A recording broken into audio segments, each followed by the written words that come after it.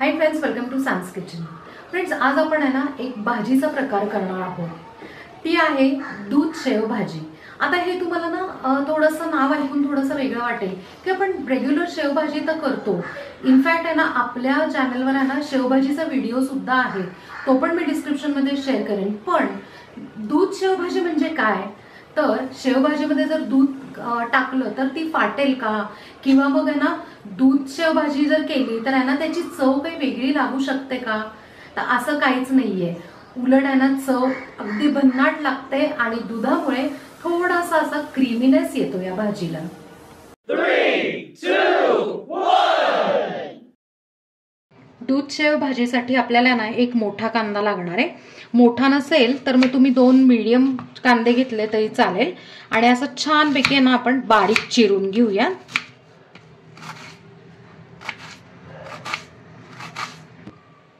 कांदा आपण सगळा छान बारीक चिरून घेतलेला आहे। आता एका प्लेटमध्ये काढूया। आपण एक मीडियम साईजचा टोमॅटो घेतलेला आहे, त्याचं वरचं आपण आहे ना हेड काढून घेऊया। आणि छान पैकी आहे ना टोमॅटो जो आहे एकदम मस्त असा बारीक चिरून घ्यायचा आहे। टोमॅटो आपण छान बारीक चिरून घेतलेला आहे। आता आपण फोडणी करायला घेऊया। भाजीची फोडणी करण्यासाठी आपण एक पॅन ठेवलाय, त्यात ना आपण एक छोटा डाव तेल घालून घेतलेला आहे। आणि आता मोठा जो चमचा आहे तेवढं बटर टाकून घ्यायचं। बटर मेल्ट व्हायला लागलेलं आहे तोपर्यंत आपण अर्धा चमचा जिरे टाकून घेऊया। छान आता ना हे मिक्स करून घेऊया। त्यात बारीक चिरलेली हिरवी मिरची, पाव चमचा हिंग, थोडीशी हळद। आता सगळं मिक्स करून घेऊया। आता बारीक चिरलेला कांदा या फोडणीमध्ये मिक्स करून घेऊया आणि एक 2 ते 3 मिनिटं छानपैकी आपण कांदा परतून घेऊया। कांदा हलका गुलाबी झालेला आहे। 3 ते 4 मिनिटं आपण परतलं, त्यात आता बारीक चिरलेला टोमॅटो घालूया। 1 चमचा आलं आणि लसणाची पेस्ट, टोमॅटो आलं लसणाची पेस्ट हे सगळं ना छान परतून घ्यायचं। दूध टाकायची किंवा पाणी टाकायची अजिबात घाई करायची नाही। काय होतं माहितीये का, की टोमॅटो जर नीट परतला नसेल ना तर दूध शेव भाजीमधलं जे दूध असतं ना तर ते नासतं, म्हणून अजिबात घाई करायची नाही। अगदी एक 3 ते 4 मिनिटं लागली तरी चालेल। टोमॅटो आपला छानपैकी मऊ अगदी शिजला की परत आहे ना 1 मिनिटं परतायचा।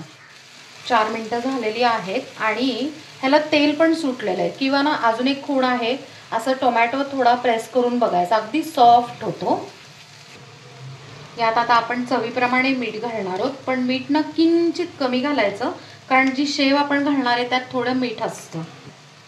1 चमचा धनेपूड, 1 ते 1.5 चमचा काश्मीरी लाल मिरची पावडर, 1.5 चमचा कांदा लसूण मसाला। आता हे मसाले सगळे ह्याच्यात ना मिक्स करून घेऊया। आपण सगळे मसाले ना ह्याच्यात 1 मिनिट छान परतून घेतलेले आहेत। आता तेल पण सुटलेलं आहे, त्यात ना 1 बाउल किंवा 1 वाटी आपण मस्त आहे ना गरम पाणी घालणार आहोत। ही खूप महत्त्वाची टिप आहे। ह्यानी काय होतं माहितीये का, की आपल्या भाजीला तर्री येते ना, यासाठी। आता मस्तपैकी एक खळखळून आहे ना उकळी काढून घेऊया।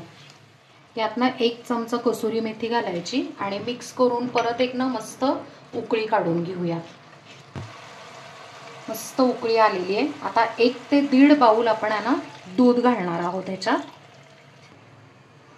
1.5 बाउल दूध घालून झालं की आपण कन्सिस्टन्सी ह्याची चेक करूया। तुम्हाला वाटलं तर तुम्ही परत आहे ना थोडं गरम पाणी ॲडजस्टमेंटसाठी घालू शकता। आता परत छानपैकी आहे ना लो फ्लेमवर हे खळखळून उकळून घेऊया। खळखळून उकळी आलेली आहे आणि तुम्ही बघू शकताय अजिबात दूध फाटलेलं नाहीये। या टिप्स प्रमाणे केलं ना तर अजिबात दूध फाटत नाही। आता आपण ना त्यात ना शेव घालून घेऊया। आता आपण आहे ना शेव घालून घेऊ। ही ना भाजीची शेव अशी मिळते लालसर कलरची, नाही तर पिवळी अशी जाड शेव पण मिळते, कुठलीही तुम्ही घालू शकता। आता इथे मी ना 1 बाउल आहे ना शेव ह्याच्यात घालून घेतलेली आहे। आता गॅस बंद करायचा। थोडीशी बारीक चिरलेली कोथिंबीर। अशा प्रकारे आपली दूध शेव भाजी तयार आहे। आपण ती आता सर्व करून घेऊया। फ्रेंड्स, मस्त अशी आहे ना चमचमीत आणि चटपटीत दूध शेव भाजी, ते पण ढाबा स्टाईल तयार आहे आणि आपण ती सर्व केली आहे। ही तुम्ही मस्तपैकी आहे ना फुलका, पोळी किंवा भाकरी कशावरही तुम्ही खाऊ शकता।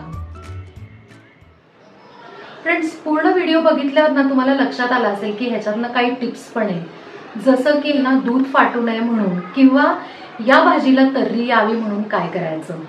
तर नक्की ही भाजी करून बघा आणि मला कमेंटमध्ये सांगा। मस्त अशी ही ढाबा स्टाईल भाजी 10 मिनिटात तयार होते। सो इतर वेळेस सुद्धा समजा भाजी घरात नसेल किंवा कोणी पाहुणे येणार असेल तर नक्कीच ही भाजी तुम्ही 10 मिनिटात करू शकता। करा आणि मला नक्की कमेंटमध्ये सांगा। आपल्या चॅनलला सबस्क्राईब करा, लाईक करा, शेअर करा आणि कमेंट करा आणि बेल आयकॉन नक्की प्रेस करा नवीन व्हिडिओच्या नोटिफिकेशनसाठी। थँक्यू।